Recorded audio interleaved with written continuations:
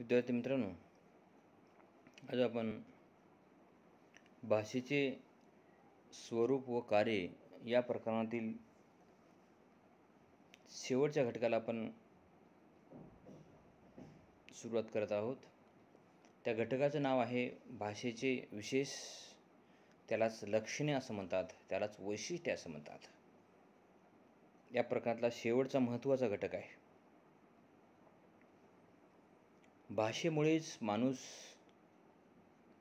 प्राण्यांच्या तुलनेत वेगळा आहे. म्हणूनच माणूस हा विचारशील, बुद्धिमान, समाजशील प्राणी आहे. माणूस भाषा बोलणारा, भाषा वापरणारा प्राणी आहे. प्राण्यांच्या तुलनेत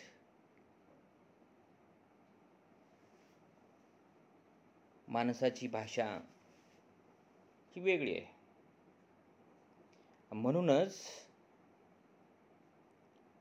प्राण्यांच्या पक्षाच्या तुलनेमध्ये त्यांच्यापेक्षा माणसामध्ये वेगवेगळी लक्षणे, वैशिष्ट्ये, विशेष जाणवतात.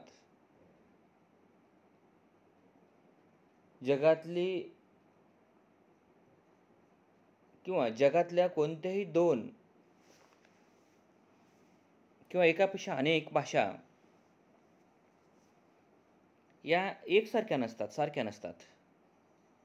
कोणतीही भाषा घ्या तुम्ही. भारतातली भाषा, जर्मनमधली भाषा, पाकिस्तानची भाषा, इंग्लंडची भाषा, चीनची भाषा, ऑस्ट्रेलियाची भाषा, म्हणून कोणत्याही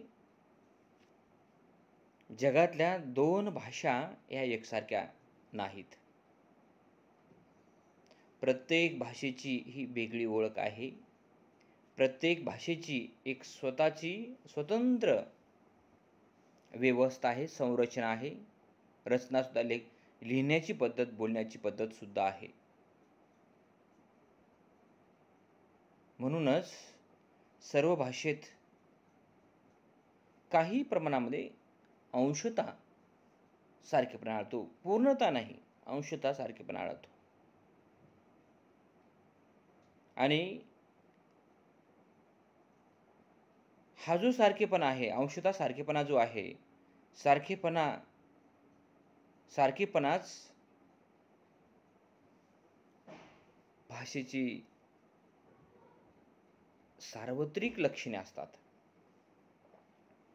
मग आपण जे भाषेच्या लक्षणाचा आपण विचार करत आहोत, ही भाषेची वैशिष्ट्ये हॉकेट नावाच्या भाषा वैज्ञानिकाने भाषेची 7 लक्षणे सांगितलेली आहेत. हॉकेट नावाचा भाषा वैज्ञानिक आहे, भाषा अभ्यासक आहे. या भाषा वैज्ञानिकाने 7 लक्षणे सांगितले. कधी स्पर्धा परीक्षेमध्ये किंवा तुमच्या विद्यापीठाची समजा ऑनलाईन MCQ जर परीक्षा झाली तर यामध्ये अशा प्रकारचे प्रश्न येतात. हॉकेट या भाषा वैज्ञानिकाने भाषेची किती लक्षणे सांगितलेली आहेत? 7. भाषेची 7 लक्षणे खालीलपैकी कोणी सांगितलेली आहेत? हॉकेट या अभ्यासकाने. हॉकेट हा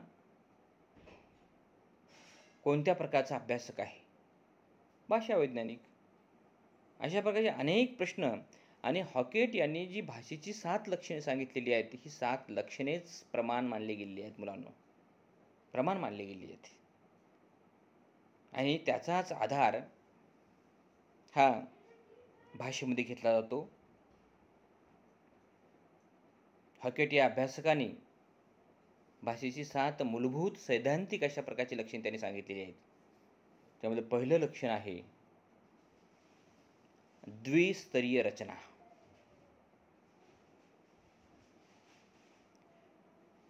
हॉकेट यांनी भाषेचं पहिलं लक्षण सांगितलेलं आहे. त्या लक्षणाचं नाव द्विस्तरीय रचना. त्या भाषेत मर्यादित मूलध्वनी आहेत, मर्यादित.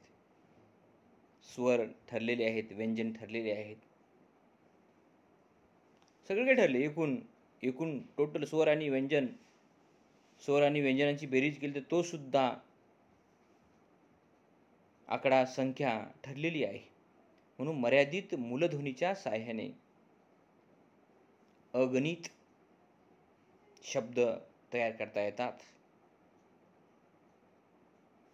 आणि भाषेतील जी मूलध्वनीची जी संख्या आहे, कमीत कमी 30 जास्तीत जास्त 70 या मूलध्वनीच्या माध्यमातून भाषा बोलता येते, भाषा लिहिता येते.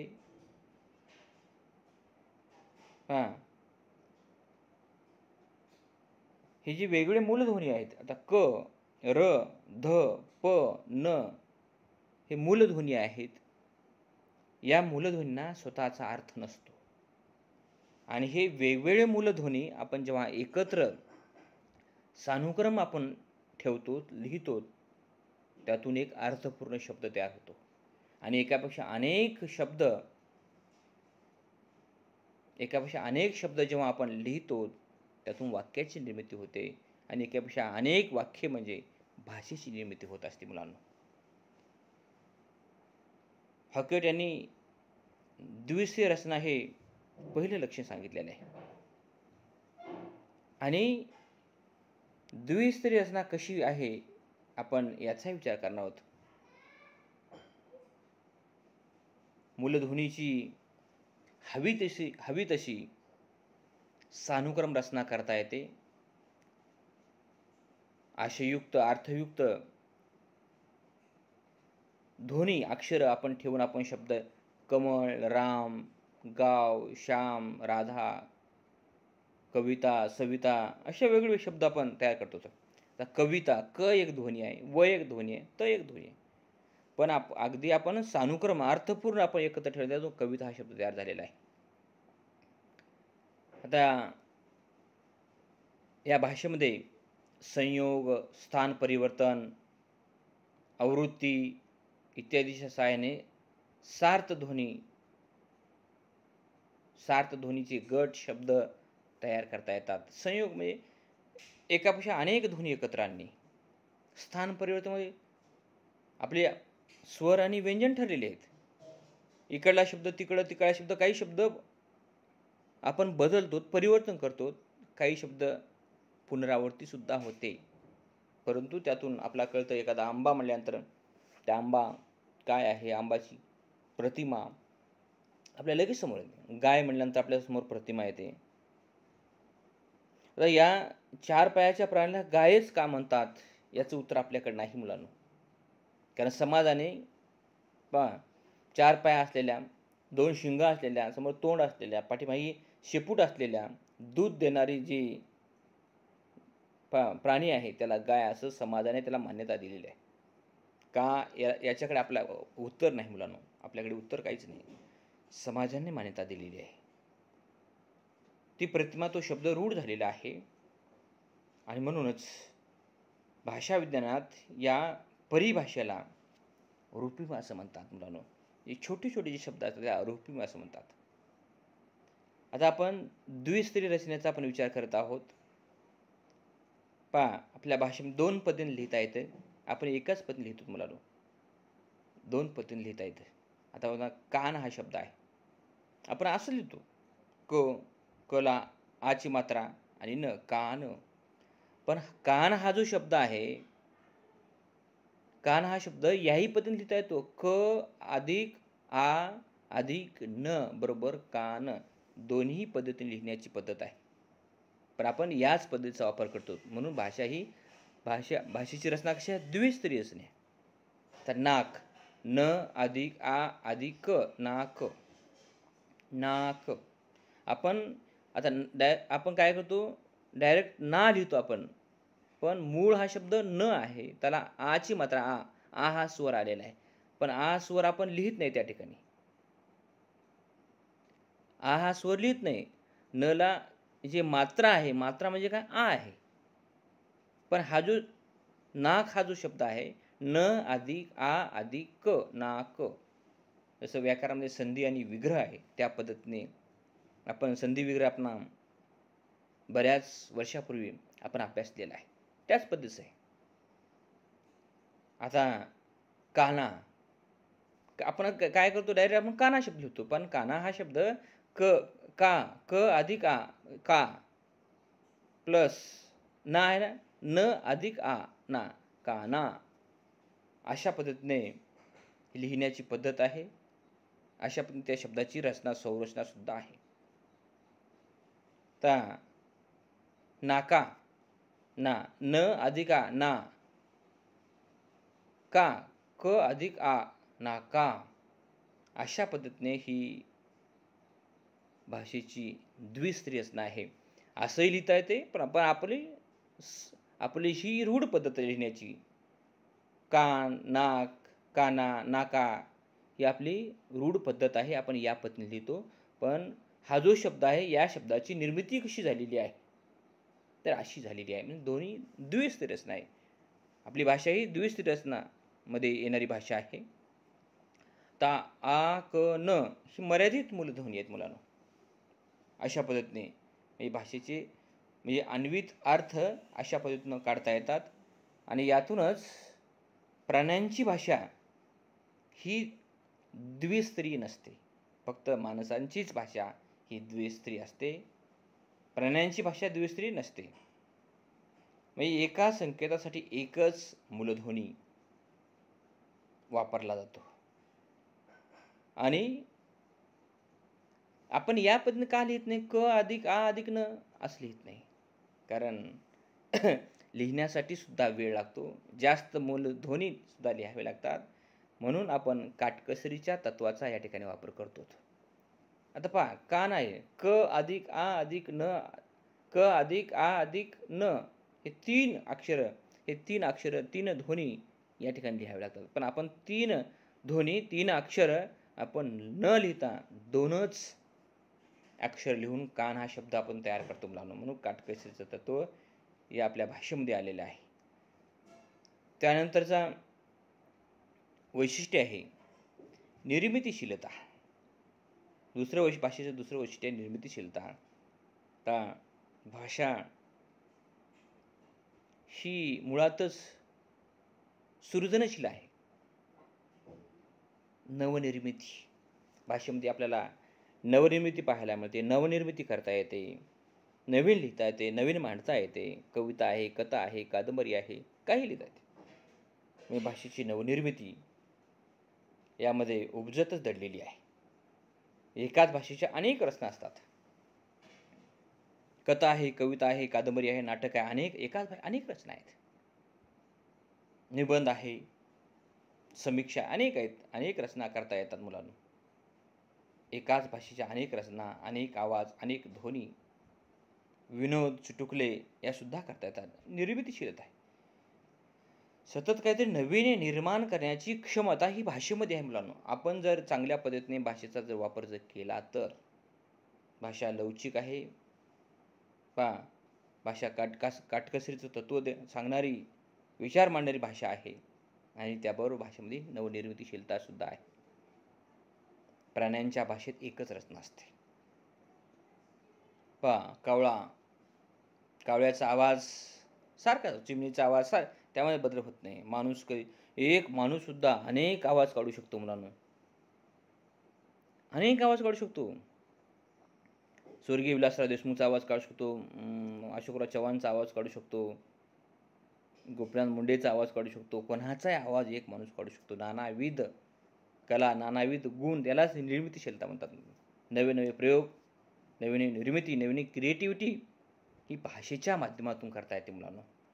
म्हणून काही माणसं इतकं विनोदी असतात, समोरच्या माणसाला सतत हसवतात. हास्यांचे कल्लोळ, विनोदाचे फवारे निर्माण करण्याचं काम ही माणसं करतात मुलांना. ही फक्त भाषेच्या माध्यमातून करता येत. भाषेची विनिमय क्षमता ही अमर्याद आहे. भाषा ही कशा पद्धतीने वापर करावी हे असं काही मर्यादित अजिबात सांगता येत नाही. ते व्यक्तीवर अवलंबून आहे. समोरचा व्यक्ती भाषेच्या बाबतीमध्ये कसा जाणकार आहे, किती बुद्धिमान आहे, किती प्रतिभासंपन्न आहे, त्यावर निर्मितीशीलता अवलंबून आहे. काही व्यक्ती इतके हरवणारे असतात, त्या व्यक्तीला सर्व गुण संपन्न बहुआयामी व्यक्तिमत्व भाषेच्या माध्यमातूनच निर्माण होऊ शकतं. मुलांनो, आपण म्हणतो भाषा काहीच नाही, भाषा सगळं काही देते मुलांनो. आपण ती भाषा फक्त चांगल्या पद्धतीने आत्मसात केली पाहिजे. निर्दोष निकोप भाषा आपण शिकली पाहिजे आणि समाजाला सुद्धा आपण तशा पद्धतीने भाषा देऊ शकतो. तिसरं वैशिष्ट्य आहे भाषेचं यादृच्छिकता. यादृच्छिकता म्हणजे जुने भाषिक संकेत टाकून देता येतात. आता पहा, बऱ्याच दिवसापासून ही आपण भाषा बोलतो, लिहितो. काही जुन्या पद्धती आहेत त्या टाकून दिल्या पाहिजेत. ही भाषा जी आहे वर्षानुवर्षे ही भाषा आपण बोलतो, लिहितो, तिचा वापर करतो. यामध्ये काही चुकीचे काही लेखन पद्धत असेल ती टाकून दिली पाहिजे आणि नवीन बदल सुद्धा स्वीकारला पाहिजे. म्हणून भाषा सतत नवनवं स्वीकारणारी ही भाषा मराठी भाषा आहे. नवा बदल, नवा विचार, नवे नियम स्वीकारणारी भाषा ही मराठी भाषा. म्हणून याला यादृच्छिकता म्हणतात. जुने भाषिक संकेत टाकून मराठी भाषेमध्ये देता येतात. वर्षानुवर्षे असंच लिहा, असंच बोला, अशा पद्धतीचा विचार देणारी ही मराठी भाषा नाही. गरजेनुसार नवे संकेत, नवे नियम, नवे बदल, नवे परिवर्तन भाषेमध्ये बदल होतात आणि बदल हा स्वीकारला पाहिजे. काळानुसार बदल सुद्धा करणं गरजेचं आहे. जे काही संकेत, जे काही नियमावली आहे, आता मराठी प्रमाण मराठी लेखनाचे नियम जे आहेत, ऱ्हस्व दीर्घचे नियम वगैरे, अनुस्वाराचे नियम, ऱ्हस्वचे नियम, दीर्घचे नियम, किरकोळ नियम, हे मराठी साहित्य महामंडळाने 18 नियम निर्धारित केलेले आहेत. त्यामध्ये बऱ्याच नियमामध्ये बदल झालेला आहे. म्हणून जे काही संकेत आहे असंच लिहिलं पाहिजे, असंच मांडलं पाहिजे. त्यामध्ये सुधारणा कराव्या लागतात. सुधारणा करणारी भाषा, परिवर्तन घडवून आणणारी भाषा ही मराठी भाषा आहे. मराठी भाषा ही लवचिक आहे, परिवर्तनशील आहे, सुधारणा करणारी भाषा आहे. भाषेत अर्थ परिवर्तन सुद्धा होतं मुलांना. एका शब्दाचा एकच अर्थ असून एका शब्दाचे अनेक अर्थ आहेत. एका शब्दाचे अनेक अर्थ, एका शब्दात अनेक संकेत व्यक्त करणारी भाषा मराठी भाषा आहे. अशा पद्धतीचा तिसरं वैशिष्ट्य यादृच्छिकता आहे. चौथं वैशिष्ट्य आहे आदला बदल. भाषेमध्ये बऱ्याच शब्दांचा, बऱ्याच अक्षरांची अदलाबदल होते, पुनरावृत्ती होते. भाषेची रचना ही पुन्हा वापरली जाते. आणि प्राण्यांमध्ये अशा प्रकारचा बदल होत नाही. फक्त माणसामध्ये बदल होतो. माणसामध्ये अदलाबदल होते. या माणसाचा आवाज वेगळं, त्या माणसाचं बोलणं वेगळं, या माणसाचं ध्वनी वेगळं. पण प्राणी पक्षामध्ये सारखंच आहे, काही बदल नाही. फक्त स्टिकल बॅक जातीचा जो माशा आहे, त्या माशाच्या फक्त नर आणि मादीमध्ये फक्त फरक आहे. नर आणि मादीमध्येच फक्त फरक आहे. आता बाकी सर्व प्राणी पक्षामध्ये काही बदल नाही. बोलण्यामध्ये, आवाजामध्ये काही सारखाच आहे. म्हणून हा जो बदल आहे, म्हणूनच मानवाला भाषा शिकणे शक्य आहे. अदलाबदल करता येते. त्याचं ऐकून, त्याचं पाहून, त्याचं बघून, त्याचं अनुकरण करून, थोडंफार काटछाट करून, हिल्डिंग करून विडंबन करणं, नकला करणं हे भाषेच्या माध्यमातून साध्य करता येते मुलांनो. बाकीच्या गोष्टीमध्ये काहीही करता येत नाही. आणि म्हणून हा जो बदल आहे, हे जे वैशिष्ट्य आहे, हे अशा प्रकारची वेगळी वैशिष्ट्ये आहेत. आपण यादृच्छिकचा विचार केलेला आहे. त्यानंतर आदलाबदलाचा विचार केलेला आहे. आणि पुढचं जे वैशिष्ट्य आहे 6 क्रमांकाचं, त्या वैशिष्ट्याचं नाव आहे स्थल कालातीतता. आता आपण त्याच्या अगोदरचे वैशिष्ट्य आहे विशिष्टता. विशिष्टता प्राण्यांच्या तुलनेमध्ये, पक्ष्यांच्या तुलनेमध्ये मानवाच्या भाषेमध्ये विशिष्टता आहे. आणि हे संदेश प्रणालीची विशिष्टता आहे. त्या उदाहरणामध्ये जेवण तयार आहे. प्रत्येकाची बोलण्याची एक विशेषता वेगळी आहे. मराठवाड्यातल्या भाषेची विशेषता वेगळी आहे, लकब वेगळी आहे. पश्चिम महाराष्ट्रातल्या भाषेची लकब वेगळी, टोन वेगळी, विदर्भातली वेगळी, खानदेशातली वेगळी, मराठवाड्यातली वेगळी, या सगळ्या भाषेची टोन वेगळी आहे. तर नांदेड जिल्ह्यामध्ये स्त्री आणि पुरुष सारखीच भाषा बोलतात. पुल्लिंगी नाही, स्त्रीलिंगी नाही, सरसकट भाषा बोलतात मुलं. जे पुरुष बोलतात तेच स्त्री बोलतात, स्त्री बोलते. जे पुरुष भाषा बोलतात तीच भाषा स्त्रिया सुद्धा बोलतात. एक विशिष्टता आहे. इतर प्रदेशामध्ये पुरुषांची भाषा वेगळी आणि स्त्रियांची भाषा वेगळी, अशा प्रकारची भाषा आहे. 6 क्रमांकाचं वैशिष्ट्य आहे स्थल कालातीतता. स्थल कालातीतता. प्रत्येक गोष्ट स्थल आणि काळानुसार बदलत असते. शिवाजी महाराजांच्या काळातली भाषा ही आज नसते. आज काळ कोणता आहे, राज्य कोणतं आहे, प्रशासन कोणाचं आहे, कोणतं शतक सुरू आहे, असे काळानुसार बदल होत असतात. पेशव्यांच्या काळातली शब्द भाषा ही जशा तशी आज नाही.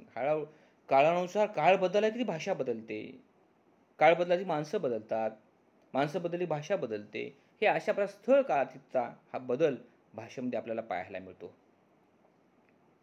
भाषेमध्ये बंधने, नियम तोडण्याची क्षमता आहे, शक्ती आहे. भाषा ही लवचिक आहे. जसं वळवेल, जसं वाकवेल, जसं मुरडवेल, तशा पद्धतीची आपली भाषा आहे. आणि असे समोर नसतानाही आपल्याला भाषेतून निवेदन मांडता येते.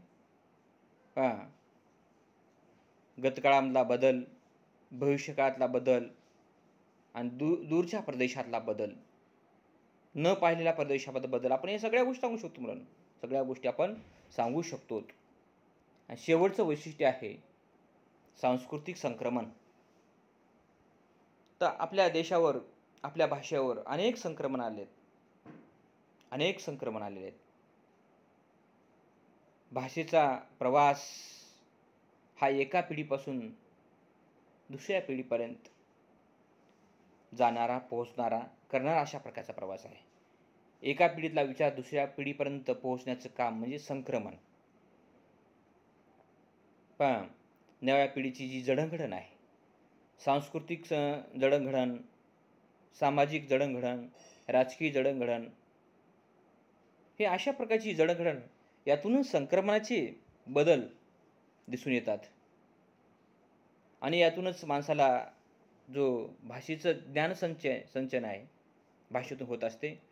भाषेमुळे सांस्कृतिक वाढ, सांस्कृतिक संवर्धन आणि संक्रमित करणे ही भाषेची क्षमता आहे. जगातल्या सर्व भाषेमध्ये ही 7 लक्षणं आपल्याला पाहायला मिळतात मुलांना. आता जी हॉकेटने सांगितली 7 लक्षणं, त्या 7 लक्षणाचा आपण जो विचार करत आहोत, ही 7 सर्व जगातल्या सर्वच भाषेमध्ये ही 7 लक्षणं पाहायला मिळतात. आणि ही लक्षणे प्राण्यामध्ये असत नाहीत. आणि म्हणूनच भाषेमुळे माणूस हा सर्वश्रेष्ठ आहे मुलांनो. भाषेमुळे माणूस हा सर्वश्रेष्ठ आहे, बुद्धिमान आहे, हुशार आहे, प्रतिभा संपन्न आहे. ही अशा प्रकारची 7 लक्षणे आपण या 7 लक्षणाचा विचार केलेला आहे. यामधलं पहिलं लक्षण आहे द्विस्तरीय रचना. त्यानंतर दुसरं आहे निर्मितीशीलता, तिसरं आहे यादृच्छिकता आणि चौथं आहे अदलाबदल.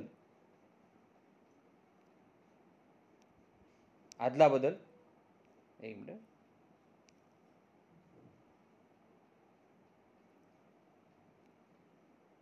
अदलाबदल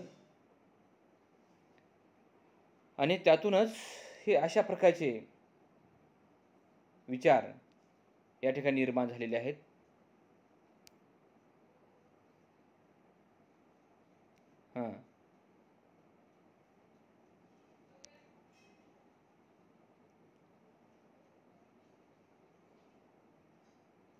हा जो